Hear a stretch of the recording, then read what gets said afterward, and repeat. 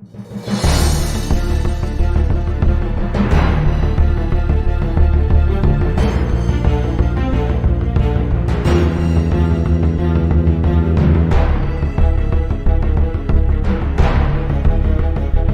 going to talk about self-defense today.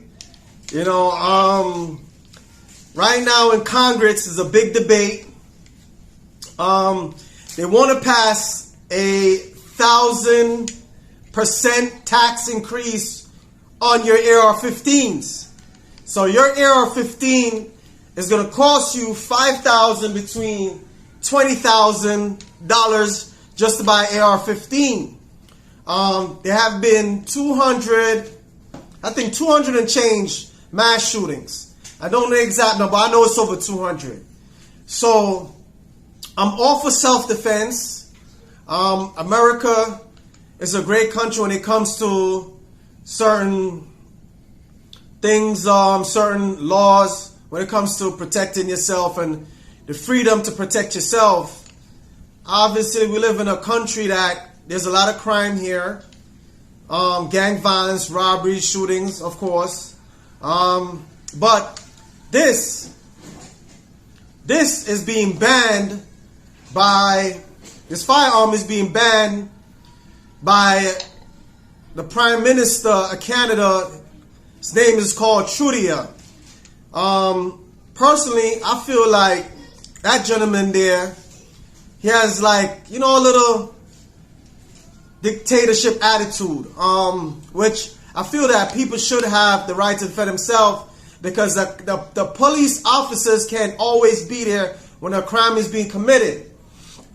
So to go back to what I'm saying, back in the days of when Christ walked the earth, you could debate that you don't have to believe, but yes, Christ did walk this earth. He said it was okay for you to defend yourself.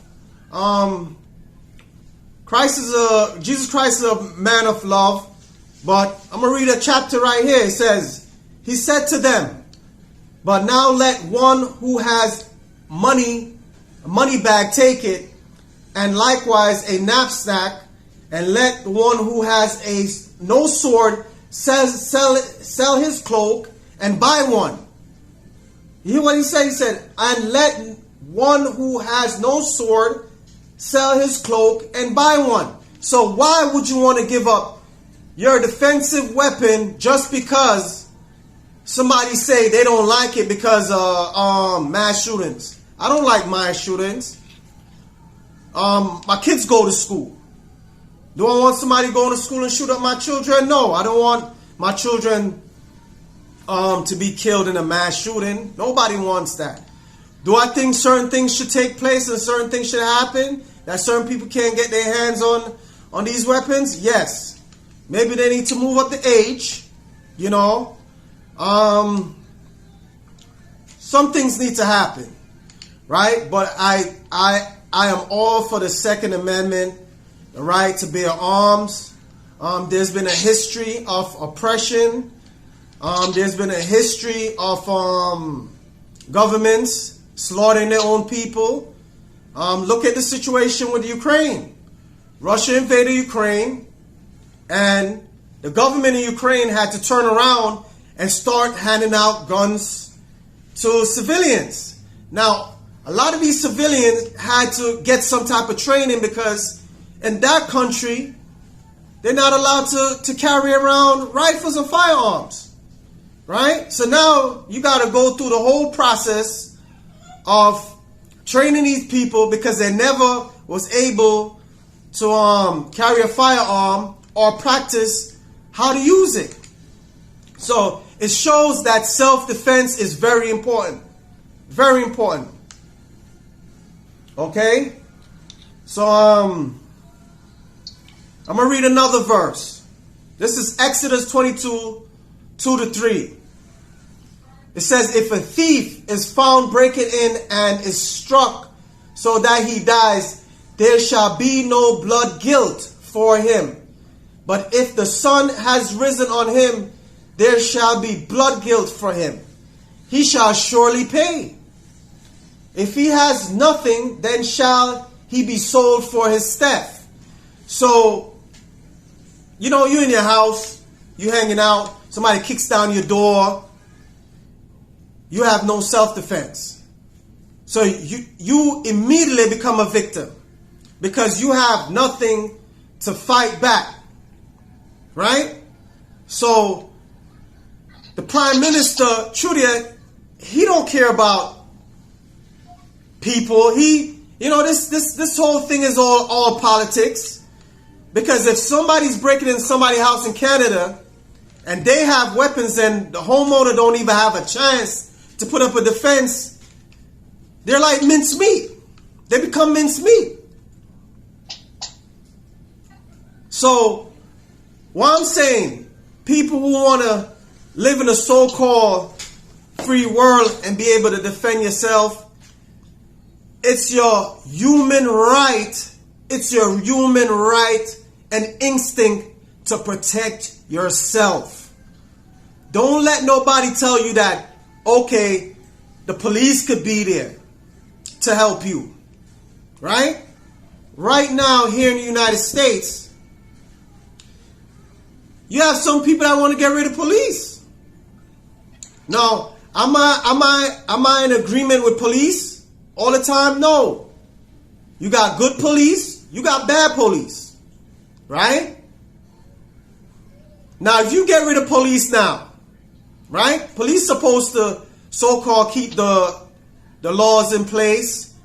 Peacekeepers, you know, taxpayers' money supposed to pay for some type of protection. But the police, from what I've seen and what I think, my opinion, is that they are here to protect the 1%.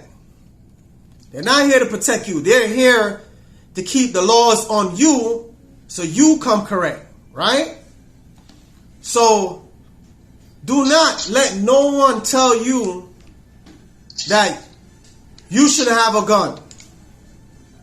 You have some people that's in this country that want to get rid of guns. Get rid of guns, get rid of everything. Right? So my question is to you, the times that we're living in, right? Where they're supposed to be like the times of sorrows. You think it's a good time to give up your protection, your right to protect yourself? You don't know what could happen in this country. Look at all the riotings that happened in the past few years. Look at COVID. COVID actually slowed down the system. You don't even see law enforcement when COVID at its heights. A lot of crime took place. Look at New York. A lot of crime was taking place. Gang members shooting gang members at the height of COVID. So there must be some type of defense, some type of law. There cannot be no lawlessness. There has to be checks and balances. So, the people of Canada,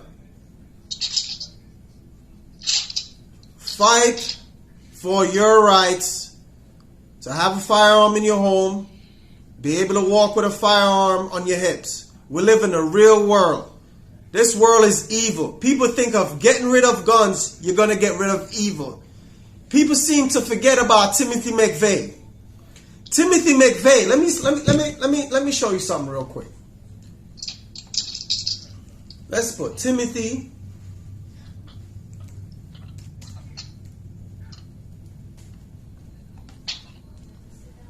McVeigh. This was back in let's see. Timothy McVeigh.